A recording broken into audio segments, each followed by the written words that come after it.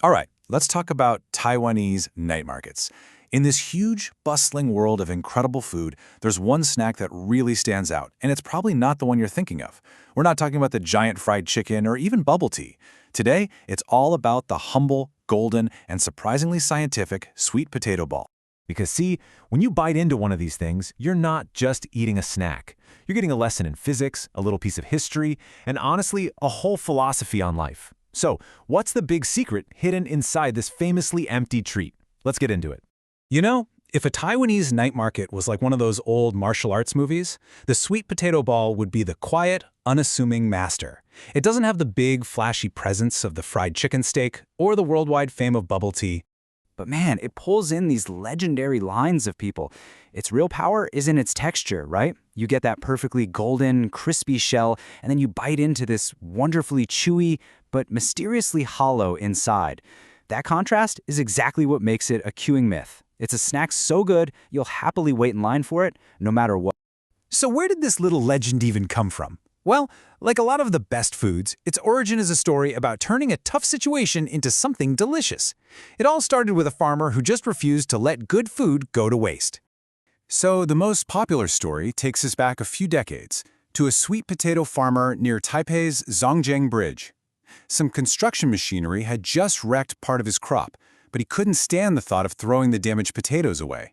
So he just mashed them up, mixed in some tapioca starch he had lying around, rolled them into little balls, and tossed them in a fryer. And what came out was this unbelievably chewy, amazing-smelling snack that people went crazy for. He opened up a stall and boom, a night market superstar was born. Now, here's something really cool. There's this little regional divide over what to call it. Up in the north of Taiwan, it's digua chu. Pretty straightforward. It just means sweet potato ball.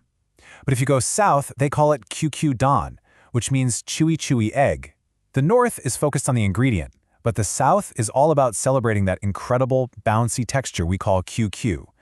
It's a fun little look into what each region really values in their food. All right, so this gets us to the real mystery here. That perfect chewiness is totally connected to the fact that the ball is hollow. And getting it hollow, well, that's a masterclass in what you can only call violent aesthetics. It's the question that's on literally everyone's mind when they're watching these things being made.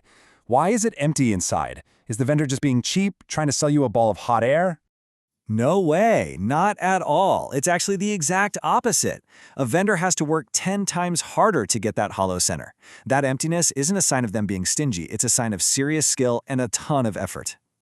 The science here is just brilliant, and you can boil it all down to a super simple formula. You've got the pressure from the vendor pressing down on the balls, plus the intense heat from the oil, and that equals expansion. The key thing to realize is that the vendor isn't taking anything out of the center. They're basically inflating the snack with heat and pressure. And this process is just amazing to watch. First, the little balls go into some warm oil, and they slowly float up as they kind of wake up. Then comes the main event. The vendor takes this giant strainer and just repeatedly and forcefully presses down on them. Each press pushes out air and steam, and every time they release, the ball springs back and sucks in more hot air, puffing up bigger and bigger. It's literally like weight training for a snack.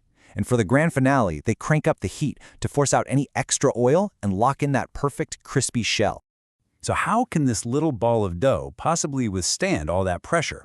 Well, the secret is in the dough itself. The golden ratio is about 2 parts sweet potato to 1 part tapioca starch.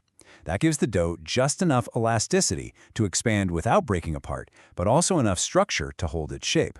The starch is basically the backbone of the whole operation. And here's my favorite part. How do you know when the dough is perfect? The traditional wisdom isn't some precise measurement, it's a feeling. They say you have to knead it until it's as soft as an earlobe. It's just this wonderfully intuitive piece of cooking advice that's been passed down for generations. Okay, so we get the how, but that doesn't really explain the why, does it? Why are we so obsessed with this thing? The answer goes a little deeper, into what you might call a Taiwanese snack philosophy. I think it comes down to 3 things. First off, there's that empty satisfaction, that incredible journey your mouth goes on, biting through the crispiness into the chewiness, all with that subtle sweet potato finish. You're not just eating starch, you're eating airiness. And then there's the visual therapy. I mean, just watching the balls get pressed and puff up over and over, it's strangely mesmerizing, like a live ASMR show at the night market. And finally, it's a shared memory. It's simple, it's affordable, and it connects grandparents with their grandkids. It's just a timeless taste of pure happiness. But don't think for a second that this classic is stuck in the past. Oh no. Like any great living tradition, the sweet potato ball is always evolving, always finding new ways to keep things interesting. I mean, nowadays you'll find them in a whole rainbow of colors made with purple sweet potatoes or even bamboo charcoal for this really cool black version. The flavors have blown up too. You can get the classic plum powder, or you can go for chocolate, matcha, or even a savory cheese sauce. And some places have gone huge, making these giant fist-sized versions that give you this incredible burst of airiness when you bite it. So in the end, the sweet potato ball is so much more than just a snack. Its whole existence is the result of being pressed down and bouncing back even stronger. And that right there is a pretty amazing metaphor for life. That with the right amount of resilience, that QQ factor, every pressure we face is really just an opportunity to grow bigger, stronger, and more well-rounded. Makes you wonder, what other snacks out there are holding a deeper life lesson?